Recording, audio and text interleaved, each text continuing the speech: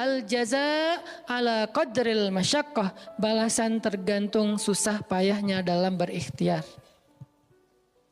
Siapa yang mujahadahnya lebih, maka rewardnya lebih, jazanya lebih. Jadi saya kadang-kadang ngerasa, dulu saya juga pernah merasa kayak gitu. Kenapa kok dia dihormati saya enggak? Kita enggak boleh cemburu tanpa alasan. Seolah-olah misalnya harusnya hormati semua orang dong, nggak bisa. Itu udah fitrah manusia dan sunatullah dalam kehidupan di dunia. Kalau kita pengen dihormati orang, kita harus menjadi rohilah. Kalau kita pengen dihargai orang, kita harus jadi rohilah. Nggak bisa kita berharap dihargai oleh pasangan kita atau calon pasangan kita, tapi kita nggak punya tanggung jawab, nggak bisa. Kalau teman-teman pengen dihargai oleh pasangan halalnya, teman-teman harus mengangkat tanggung jawab yang lebih berat daripada dia. Kalau dia yang capek kita leyeh-leyeh aja di rumah tapi kita minta dihargai, saya kan suami. Suami itu bukan status, suami itu peran. Ada orang dia jenis kelaminnya perempuan tapi dia suami. Kenapa? Karena dia mengambil peran laki-laki. Dan itu saya melihat banyak perempuan seperti ini, hebat dan memalukan bagi suaminya. Di beberapa tempat saya melihat suaminya di pagi hari nggak kerja, cuma nongkrong-nongkrong aja di warung. Ngopi juga itu ada uangnya, giliran untuk nafkah keluarga dia nggak punya uang, untuk ngopi, untuk rokok dia punya uang, untuk anaknya nunggak sekolahnya, untuk anaknya makanannya seadanya. Sehingga karena ini udah berjalan bertahun-tahun, akhirnya istrinya udah nggak sanggup lagi berharap kepada dia, minta cerai juga nggak dicerai-ceraikan, akhirnya istrinya ikhtiar sendiri. Istrinya jadi pembantu rumah tangga, istrinya jadi kerja ke luar negeri. Saya beberapa kali ke Hong Kong, hampir tiap 4 bulan sekali ke Hong Kong, dan selalu mendengar cerita teman-teman di Hong Kong, para pejuang-pejuang di Hong Kong itu kan 99%-nya perempuan ya. Hong Kong itu 99% lebih perempuan. Beda kan sama Taiwan, Korea itu laki-laki dan perempuan agak imbang lah. Tapi kalau Hong Kong itu bisa dibilang dari 100 pekerja 99 orangnya bahkan lebih adalah perempuan. Dan semua mereka punya masalah yang hampir sama di negerinya, di kampungnya. Masalahnya mereka terpaksa untuk berangkat ke luar negeri karena ada yang demi membiayai sekolah anak-anaknya, single parent. Kemana suaminya? Suaminya pergi dan tidak bertanggung jawab. Atau suaminya ada tapi tidak mampu mencari nafkah. Terpaksa dia kerja ke luar negeri dengan segala macam resiko. Dan banyak banget kasus di Hong Kong. Siapa juga yang mau jauh-jauh dari keluarganya, apalagi punya anak masih kecil ya. Kemarin kita baru dengar cerita seorang anak yang harus merawat ayahnya yang sakit kanker gara-gara di rumahnya nggak ada siapa-siapa. Ibunya berjuang di luar negeri. Kenapa? Karena suaminya sakit. Kalau ini masih bisa kita pahami lah. Tapi kemana pamannya misalnya? Kemana misalnya kakaknya? Nggak tahu punya kakak atau gimana. Nggak tahu kondisi pamannya. Yang jelas bahwa ternyata kita itu dihargai itu bukan karena kita berstatus suami. Kita dihargai karena kita berperan sebagai suami, bukan berstatus sebagai suami. Kalau suami pengen dihargai, ambillah peran suami. Laki-laki pengen dihargai, ambillah peran laki-laki. Apa peran laki-laki? Tanggung jawab. Ambil sebanyak mungkin. Kalau kita udah menikah, tanggung jawab kita itu kalau mau lebih, jangan cuma istri. Ambil keluarga istri untuk kita ambil tanggung jawabnya. Adiknya istri, mungkin keluarga istri kita nggak mampu, adiknya kita sekolahin. Mertua sakit, kita biayain. Nanti siapa lagi? Keluarga besarnya ada masalah, kita biayain, kita hutangin. Kalau misalnya kita nggak sanggup memberikan hadiah atau sedekah, ambil amanah, tanggung jawab itu ambil semampu kita. Itulah contoh Rasulullah SAW. Makanya Nabi ketika sudah menikah dengan Khadijah, yang tinggal di rumah Nabi itu bukan cuma anak kandung beliau. Ada anak angkatnya Zaid bin Harithah. Ada sepupunya Ali bin Abi Thalib. Ada banyak lagi keluarga besar Khadijah yang tinggal bersama Nabi. Sehingga rumah Nabi itu adalah rumah yang banyak sekali orang-orang yang ditampung oleh beliau. Itu yang disebut dengan anfa'uhum linnas. Ambil tanggung jawab yang besar. Sehingga Khadijah tuh respect banget sama sosok Nabi Muhammad. Bahkan sebelum Nabi dapat wahyu, sehingga gak disebut Nabi, respect sama sosok seorang Muhammad. Apalagi setelah beliau dapat wahyu, beban beliau bukan lagi keluarganya sekarang, beban beliau adalah umatnya. Yang diurus oleh Nabi bukan lagi keluarga sekarang setelah dapat wahyu, umat. Dan umat di sini lintas nasionalisme. Ada yang datang dari Persia namanya Salman Al-Farisi. Ada yang datang dari Romawi namanya Suhaib Ar-Rumi. Ada banyak sahabat-sahabat yang lintas kabilah, bukan hanya orang Quraisy. Ada yang datang dari Yaman, termasuk Sumayyah dengan Yasir, keluarga yang pertama syahid dalam Islam. Ini dari Yaman. Kemudian pindah lagi ke Madinah yang bukan orang-orang Quraisy. Di sana ada Bani Mudhar dari kabilah Aus dan Khazraj. Nanti berkembang lagi sampai ke Asia, Eropa dan seterusnya. Inilah bebannya Rasulullah SAW. Sehingga Allah menyebutnya dengan istilah rahmatan lil alamin. Rahmah. Tahu arti rahmah? Rahmah itu kasih sayang. Maksud kasih sayang, memberi sayang. Kasih sayang, bukan minta disayangi. Jadi kalau kita mau berkasih sayang, ya kasih sayangnya. Jangan sayangi saya dong. Itu bukan kasih sayang, namanya terima sayang. Bukan kasih sayang, terima sayang. Minta sayang. Itu namanya bukan rahmah, bukan mawaddah. Yang namanya rahmah, kasih sayangnya. Kalau kita nggak punya sayang, berarti kita nggak punya rahmah. Apa bentuk sayang kita? Perhatian. Apa bentuk sayang kita? Perasaan. Apa bentuk sayang kita? Dengan harta. Itu sayangnya. Dan Nabi, wa ma arsalnaka illa rahmatan lil alamin. Tidaklah kami mengutus engkau Muhammad kecuali untuk menjadi kasih sayang kepada alamin. Arti rahmah dalam tafsiran yang lebih luas, menyelesaikan hajat manusia seluruh alam. Seluruh alam. Itulah kenapa Nabi Muhammad menjadi orang yang paling mulia. Karena yang diambil bebannya itu bukan satu keluarga Khadijah. Bebannya itu bukan satu kota Makkah. Bebannya itu bukan cuma orang Arab. Alamin. Sehingga Allah mengatakan, wa rafa'na laka dzikrak. Kami angkat engkau menjadi manusia yang paling mulia. Karena beban yang diambilnya paling berat.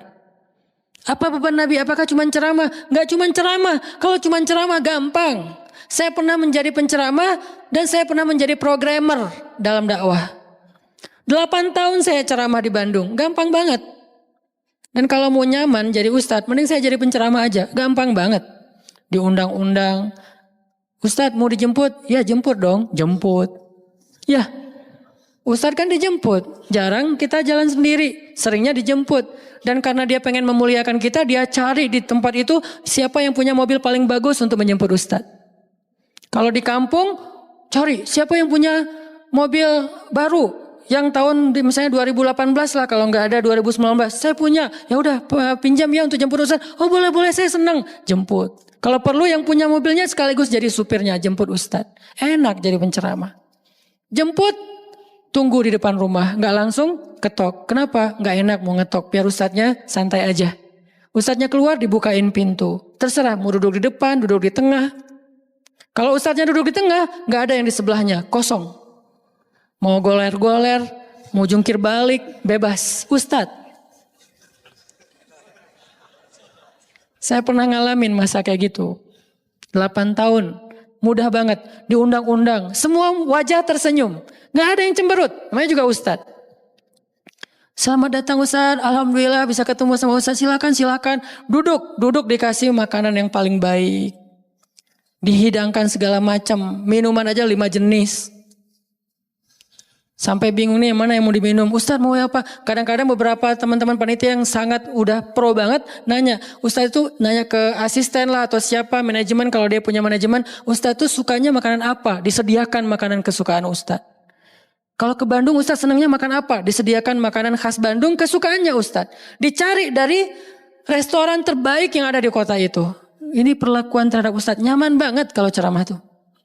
Ceramah berapa lama? Terserah ustadz. Kalau lagi mood 3 jam. Kalau enggak lagi mood 45 menit. Ustadz kok ceramahnya cuma sebentar? Saya lelah sekali. Oh enggak apa-apa ustadz. Istirahat ya ustadz. Sehat terus ya ustadz. Doain. Pulang dianterin. Maaf dikasih amplop. Transport segala macam. Kadang-kadang wah ngasihnya cukup untuk 2 bulan makan. Masya Allah enak. Kalau cuman yang disebut dengan rahmatil alamin itu cuman ceramah, itu bukan rahmatil alamin. Walaupun itu salah satu kebaikan. Tapi kemudian setelah 8 tahun saya berdakwah dengan ceramah, saya mengubah konsep dakwah saya menjadi programmer. Memprogram masjid. Al-Latif. Saya ngomong dengan Pak Iman beri saya kesempatan memprogram Al-Latif. Bikin gerakan, bikin dakwah. Bukan masjid yang memprogram, kemudian Ustadz mengisi. Itu salah. Menurut saya, keliru kalau masjid membuat program, Ustadz cuma mengisi program itu. Keliru. Ustadz yang program, masjid fasilitasi, nanti insya Allah akan berkah. Alhamdulillah Pak Iman Ketua DKM Al-Latif sepakat. Ya udah Ustadz silakan, mangga dikasih waktu 2 tahun. Kalau nggak ada perubahan diambil alih. Dalam 2 tahun kita coba program dari awal. Bikin gerakan anak muda, pemuda hijrah lahir waktu itu. Mulai programming, gimana caranya biar masjid rame. Dari yang cuma 20 orang kajian setiap Rabu malam, dari dulu udah Rabu malam. Yang hadir berapa orang? 20 orang. Kalau Persib lagi main, libur. Semua pada nonton. Malah sering lagi libur. Kadang-kadang Persib nggak main. Terus yang main siapa? Yang main Piala Eropa kah, Piala Champion kah, Liga Eropa, Piala Dunia, libur. Akhirnya berkembang pelan-pelan jadi setengah masjid. Satu masjid membludak keluar masjid sampai ke Jalan Cendana. Akhirnya pindahlah ke masjid ini. Kenapa? Karena udah nggak nampung. Nggak enak juga dengan tetangga karena parkirnya kemana-mana. Kan kita pindah ke sini karena Al-Latif nggak nampung. Nah, ketika dakwah berubah menjadi programmer, bebannya beda. Udah nggak kayak dulu, enggak beda. Pergi taklim, pergi sendiri. Bahkan berkorban dengan harta sendiri, bareng-bareng dengan teman-teman. Semuanya lelah, kita meeting sampai tengah malam. Emangnya gampang membuat tren hijrah? Nggak mudah teman-teman. Kita harus meeting, mikirin. Sekarang tambah lagi beban yang lain, barisan bangun negeri. Para ustadz berkumpul, bikin gerakan bersama. Kita bikin barisan bangun negeri. Dikasih amanah untuk jadi amirnya. Mikirin apa yang harus kita lakukan. Program pertama saya bilang less waste. Isu lingkungan. Kenapa? Kita pengen jadiin masjid sebagai 911. Tapi pelan-pelan gak bisa langsung. 911 ini nanti kalau ada masalah di masyarakat, tetangga masjid yang ditelepon masjid. Anak saya sakit, telepon masjid. Ada yang meninggal, telepon masjid. Ada yang pingsan, telepon masjid. Ada yang baru diputusin, telepon masjid. Sampah ini udah darurat. Bandung ini hanya batas deadline penanganan sampah kita kalau kata Pemkot itu sampai 2023. Kalau kita nggak punya alternatif, ini akan jadi masalah besar.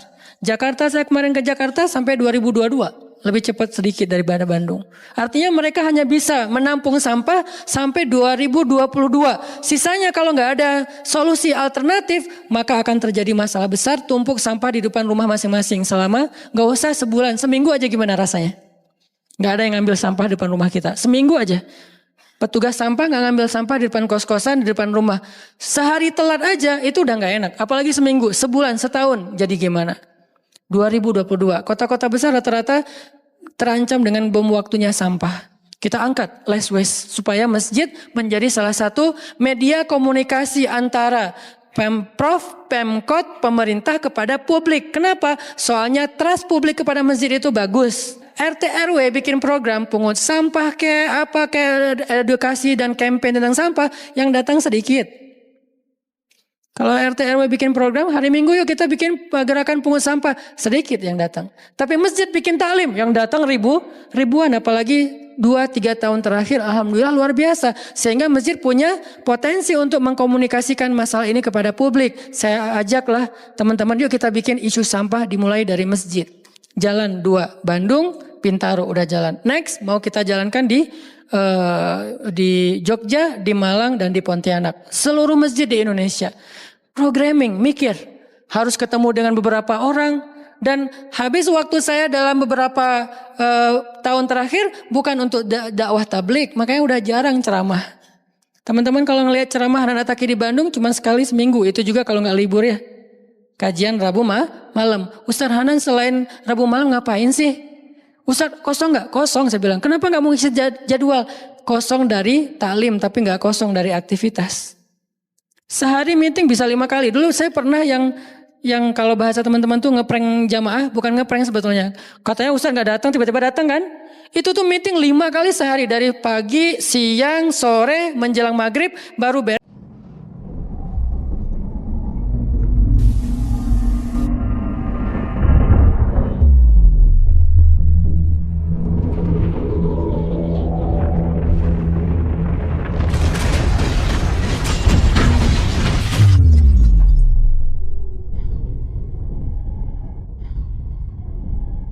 Isya.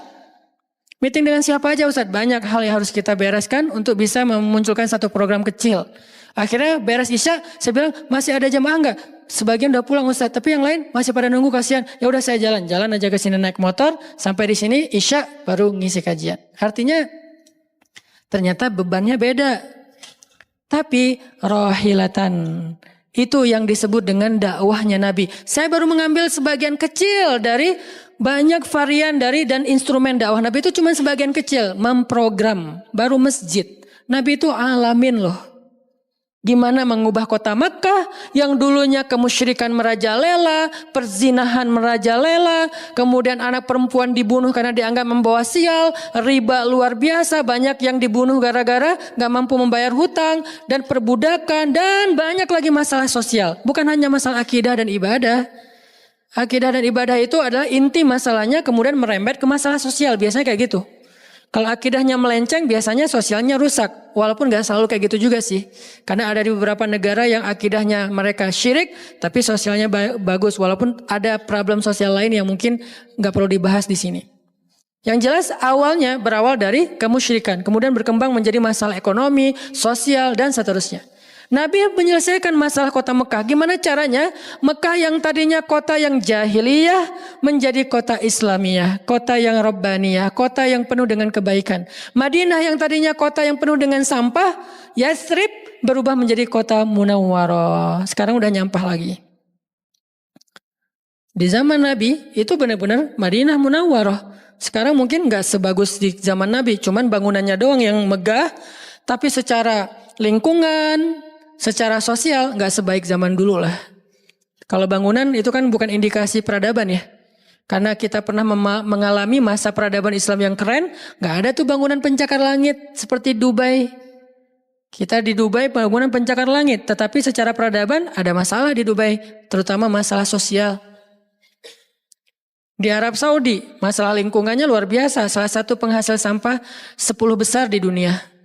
Kalau untuk masalah sampah organik termasuk 5 besar di dunia. Artinya makan sering dibuang-buang. Makanya sampah organiknya paling banyak. Waste-nya paling banyak.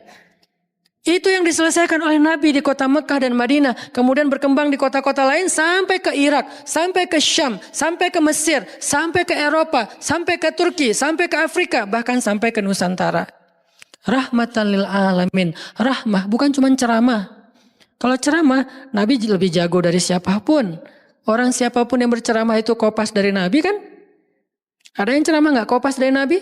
Nggak ada. Kopas dari Nabi Musa? Enggak, kecuali diriwayatkan dari Nabi Muhammad. Kemudian baru Nabi Muhammad meriwayatkan dari Nabi Isa dan Nabi Musa. Semuanya kopas, copy paste dari Rasulullah SAW. Artinya kalau mau ceramah, bahan Nabi itu banyak banget. Dan kalau Nabi mau ceramah, yang ngundang pasti banyak banget. Jadilah Nabi dai sejuta umat. Capek pasti setiap hari 5 kajian. Nabi lagi di mana? Lagi di Syam. Sampai 2 tahun ke depan jadwal ceramah penuh. Kalau Nabi mau kayak gitu.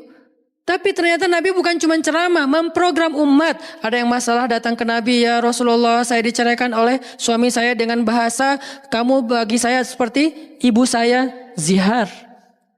Nabi bingung nih gimana nih zihar. Kok suaminya gitu banget sih sama dia? Ya udah berarti kamu sudah diceraikan oleh suamimu. Sabar ya, dinasihati, disabar-sabarin sama Nabi. Dia pulang turun ayat surat Al-Mujadalah tentang bab zihar. Ada lagi yang datang rame. Dia yang salah, saya yang salah, dia yang salah. Akhirnya didamaikan sama Nabi. Nabi mau takbir nih, pergi ke masjid mau sholat berjamaah. Mau takbir, ya Rasulullah di Bani Salamah ada masalah, mereka hampir berperang. Gak jadi takbir, pergi ke Bani Salamah menyelesaikan hajat mereka. Datang-datang jamaah udah sholat, Nabi sholat yang jamaah yang kedua. Artinya rahmah, ngambil beban umat. Belum lagi nanti beban umat yang tertindas di antara Bani Israel, di luar negeri, di Yaman, di Syam. Yang Nabi mengutus para sahabat untuk menyelesaikan hajat-hajat mereka. Makanya Nabi mengatakan, siapa yang datang kepada saudaranya untuk menghilangkan masalahnya, maka Allah akan menghilangkan masalah orang ini nanti di akhirat. Makanya beban Nabi itu berat banget teman-teman. Kalau kita baca sirah Nabi, luar biasa. Nabi itu lelah banget. Sampai para sahabat meriwayatkan Nabi itu dulu sebelum dapat wahyu, beliau seger gitu. Setelah dapat wahyu tetap ganteng, tetap keren karena memang aslinya udah dari sononya keren ya. Cuman udah ada guratan lelahnya tuh terasa di wajah beliau. Lelah banget. Sampai Nabi itu pernah sampai Allah bilang gini, "Fala'allaka bakhi'un nafsaka 'ala atharihim." Hampir saja engkau mencelakai dirimu gara-gara mereka. Apa maksudnya? Kok Nabi hampir mencelakai dirinya gara-gara mereka itu maksudnya apa? Saking terbebannya Nabi dengan kondisi umat, hampir-hampir Nabi itu sakit keras, hampir-hampir Nabi itu binasa, celaka, meninggal demi mikirin nasib umat. Kayak gitu banget coba. Itu namanya rohilatan. Kita belum sanggup untuk memikul beban umat sedunia. Makanya minimal kalau kita nggak ngambil beban umat sedunia dengan tangan kita, minimal dengan pikiran kita aja. Kita mikir nggak sih nasib Palestina? Atau kita masih nganggap bahwa itu beda negara? Kalau beda negara oke. Apakah kita memikirkan mereka karena kemanusiaan? Masa kita mau bilang mereka bukan manusia? Kan sama-sama manusia.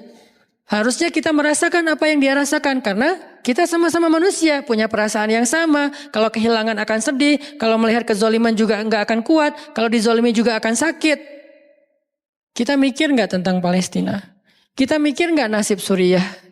Kita mikir nggak nasib Rohingya? Kita mikir nggak nasib Yaman? Apakah gara-gara kita mikir tentang mereka lantas kita jadi radikal dan teroris? Sejak kapan kita memikirkan nasib orang yang tertindas tiba-tiba jadi radikal? Apakah orang yang tidak memikirkan orang lain hanya dirinya sendiri berarti orang yang baik? Justru makin banyak kita mikirin nasib mereka, kita makin rohilatan walaupun belum sanggup menyelesaikan hajat mereka, mikir doang. Dengan kita lihat postingan yang terakhir di Idlib, bagaimana anak bayi kehilangan kakinya gara-gara kena bom dari tentara Rusia. Kita belum sanggup ngasih solusi sebagai pribadi maupun sebagai bangsa, belum sanggup. Pertama jaraknya jauh, kedua memang kita juga belum punya kemampuan untuk itu. Tapi kita berharap suatu saat Indonesia ini harus sanggup menyelesaikan masalah dunia. Kenapa? Kita ini punya potensi peradaban, bangsa yang besar. Masa kita mau jadi kerdil terus ngikutin bangsa lain? Kita ini bangsa besar, umat Islam terbesar di dunia. Dan orang Indonesia itu pinter-pinter, profesornya banyak, saintisnya banyak, orang kayanya banyak, keren Indonesia nih. Kenapa Indonesia yang keren kayak gini cuma ngurus diri sendiri aja nggak bisa? Harusnya ngurus dunia bukan ngurus diri sendiri. Itulah Islam yang sebenarnya. Kita ngurus Rohingya. Gimana caranya Rohingya punya tempat tinggal? Kita urus Suriah. Kita urus Palestina. Lalu apakah kita memikirkan tetangga kita? Teman-teman lihat deh. Salah satu yang mungkin proyek kecil lah. Ini yang karena yang saya tahu. Karena istri sendiri yang ngerjain. Lihat rumah teduh sahabat Iin. Setiap harinya ada yang meninggal dengan kanker ovarium yang gede banget, ada yang kanker yang dulu yang saya bawa Ustaz Abdul Somad keliling di Bandung tuh, seorang anak muda yang udah meninggal, seminggu setelah Ustaz Abdul Somad mengunjungi dia, Rian namanya, meninggal dunia.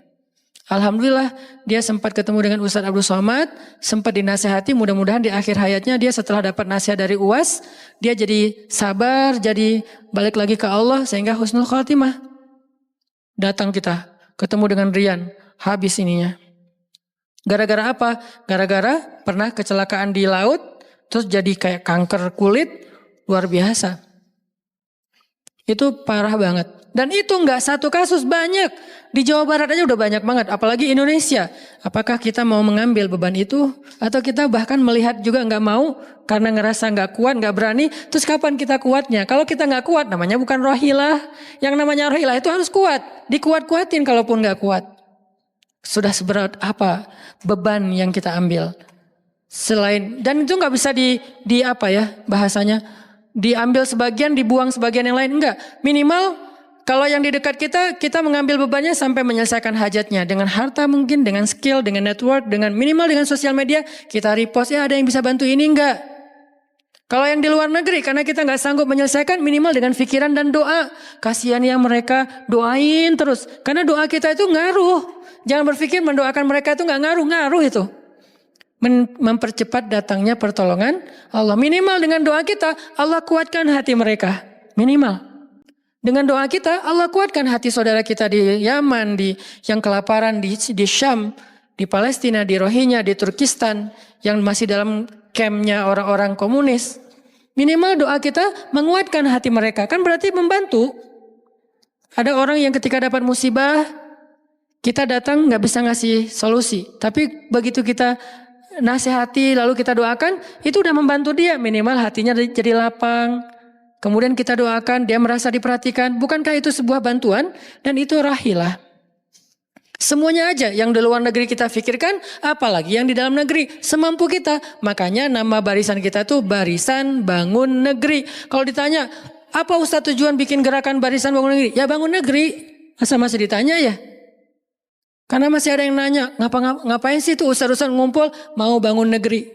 Itu udah jelas dari namanya juga. Terus santrinya ngapain? Namanya Santri Bangun Negeri. Ustadznya Barisan Bangun Negeri, ada 2 nama. Para guru, saya pelan-pelan pengen ngumpulin para guru-guru yang seleting. Supaya kita barengan. Ngumpulin pelan-pelan. Namanya Barisan Bangun Negeri. Nanti teman-teman yang ngikutin para guru, para santri, namanya Santri Bangun Negeri. Jadi kalau ditanya mau ngapain, mau bangun negeri. Programnya apa? Pertama, program isu lingkungan. Nanti naik lagi isu sosial. Naik lagi isu healthcare, kemanusiaan, kesehatan, dan seterusnya. Kan itu tugas pemerintah, kita nggak mau menyalahkan siapapun. Udah capek berdebat, tugas kita sekarang siapa yang pengen jadi rohilah. Itu yang dilakukan para guru kita sekarang teman-teman di Barisan Bangun Negeri. Mikir, kemarin saya 40 jam nggak tidur. Dari Bandung ke Jogja. Di Jogja ada acara, udah beres acara, kita ada meeting yang penting banget yang bikin saya sesak sampai sekarang. Itu ada diskusi yang saya tidak bisa sampaikan ke publik. Itu diskusi dari jam 11 malam sampai jam setengah 4 subuh. Kenapa diskusinya sampai malam Ustaz? Karena besok kita semuanya udah pada bubar. Udah pada pulang masing-masing ke negerinya sehingga gak sempat ketemu. Ketemunya kita cuman malam Selasa. Selasa subuh pesawatnya udah mulai ada yang pesawat jam 5, jam 6, jam 7. Jadi malam itu harus kita selesaikan meeting kita.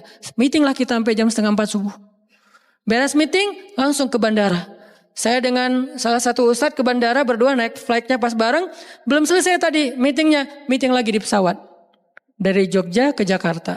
Di Jakarta saya ketemu dengan beberapa teman-teman yang pengen mendukung program pesantren yang sedang kita dari setahun yang lalu ingin kita buat.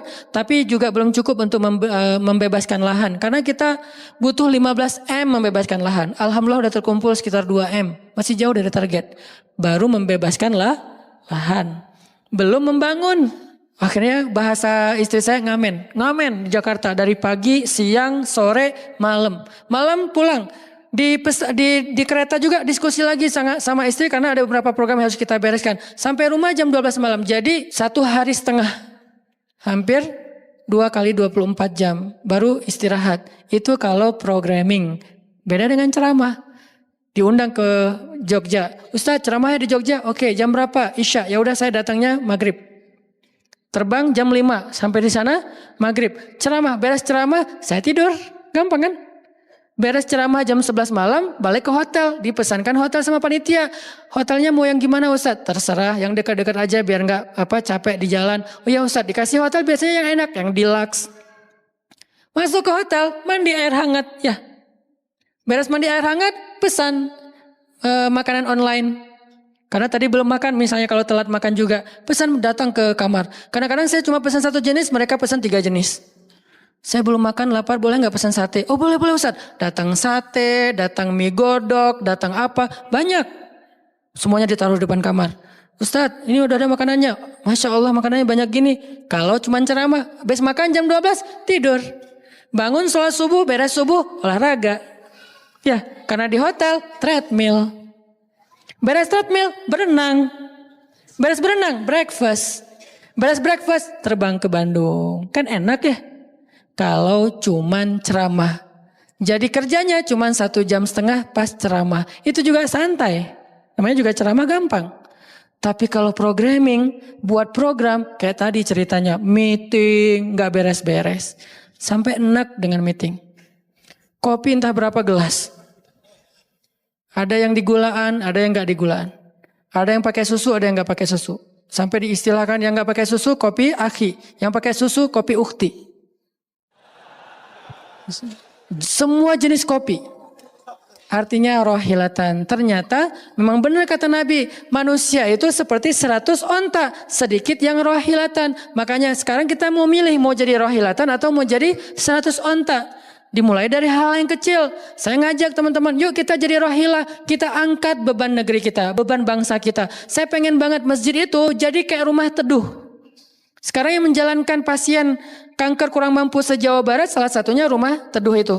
Yang sekarang ada 15 rumah dengan sekitar 300 pasien. Yang setiap kali operasi itu 40 juta. Karena kalau pakai BPJS antrinya setahun. Sehingga harus pakai jalur normal. Dan beberapa di antara mereka belum sanggup untuk membayar cicilan BPJS sehingga nunggak nggak bisa pakai. Kita selesaikan. Harusnya itu dilakukannya oleh masjid. Kenapa? Karena potensi zakat, infak, sedekah, kenceleng masjid gede. Jangan cuma dipakai buat renov. Jangan cuma dipakai buat pengumuman hari Jumat. Kenceleng minggu ini 300 juta. 300 juta di sebelah masjid ada orang lapar. Berarti ngapain 300 juta teh? Harusnya 300 juta itu kenceleng minggu ini. Harusnya 300 juta. Tapi tinggal 10 juta. Kenapa? Beban umat diangkat semua sama masjid. Itu cita-cita kita, pengennya masjid itu menjadi, makanya ada hashtag masjid peradaban. Apa masjid peradaban? Masjid rohilah, masjid yang mengangkat beban umat. Bukan cuma membuat program jihad, pengajian hari Ahad. Udah lewat lah masa kayak gitu-gitu, udah gak keren. Ini saya tantang masjid-masjid yang ada di Indonesia. Jangan hanya fokus dengan ta'lim. Ta'lim itu udah banyak dan mudah melakukannya, kurang challenging. Coba masjid mikirin masalah sekitarnya, satu masjid mikirin satu RW kalau masjidnya kecil. Kalau masjidnya masjid kecamatan, mikirin satu kecamatan. Kalau udah beres dengan kecamatannya, gak ada lagi masalah, pergi ke kecamatan sebelah. Kolaborasi dengan masjid kecamatan sebelah, yuk selesaikan masalahnya.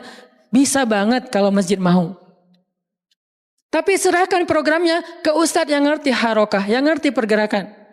Dan sekarang udah banyak ustadz yang ngerti pergerakan. Baru kita akan melihat Indonesia yang luar biasa. Terus apa yang bisa kami lakukan Ustadz? Yuk bareng-bareng dengan saya, dengan pemuda hijrah, dengan para guru barisan bangun negeri, kita bangun deh Indonesia semampu kita.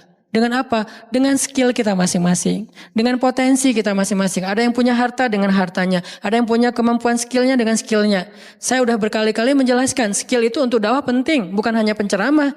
Nah, mau nggak nih teman-teman? Yuk kita bangun Indonesia. Sekarang kita mikirin apa yang bisa kita lakukan untuk Indonesia. Masing-masing dengan potensi kita. Karena kita anak masjid. Anak masjid. Karena kita banyak sering ke masjid. Ya udah kita bangun Indonesia dengan cara masjid. Dan ternyata cara masjid itu bukan cuma Allahu Akbar dan Subhanallah, salam. Enggak. Yang dibicarain di masjid itu bukan cuma juz-juz Al-Quran. Tapi masalah umat. Karena Nabi membicarakan masalah umat itu di Masjid Nabawi. Yang kita pengen ke sana, berharap banget bisa umroh. Apakah di Masjid Nabawi itu cuma ada raudhah kemudian orang berdoa egois banget pengen masuk surga sendiri? Enggak.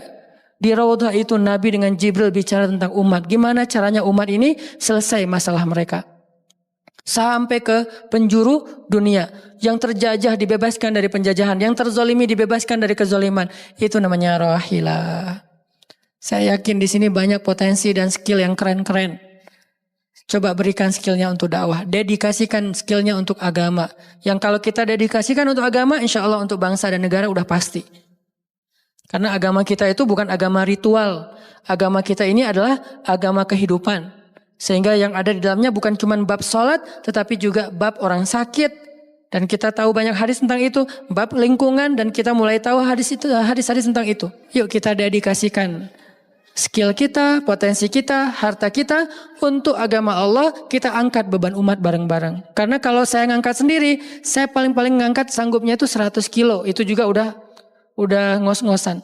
Tapi kalau kita ngangkat bareng-bareng, bisa bertonton beban umat kita angkat.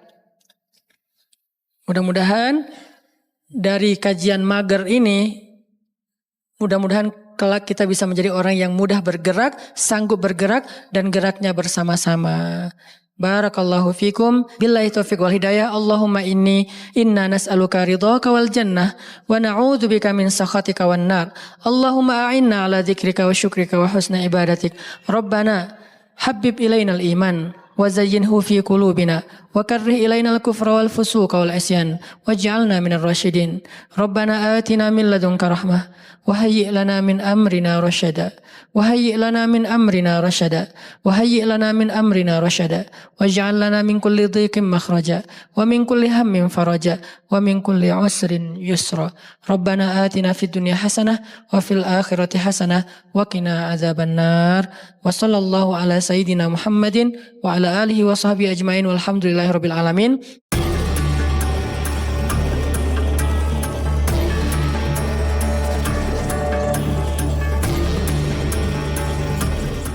Ceramah Hanan Attaqi ini mengajak kita untuk memahami bahwa penghargaan dan penghormatan dari orang lain tidak datang begitu saja, melainkan hasil dari usaha dan tanggung jawab yang kita pikul. Dia menekankan bahwa jika kita ingin dihargai, kita harus mengambil peran dan tanggung jawab yang lebih besar, bukan sekadar berstatus sebagai suami, istri, atau individu tertentu. Misalnya, seorang suami harus mengambil peran sebagai pencari nafkah yang bertanggung jawab, bukan hanya sekadar memiliki status sebagai suami.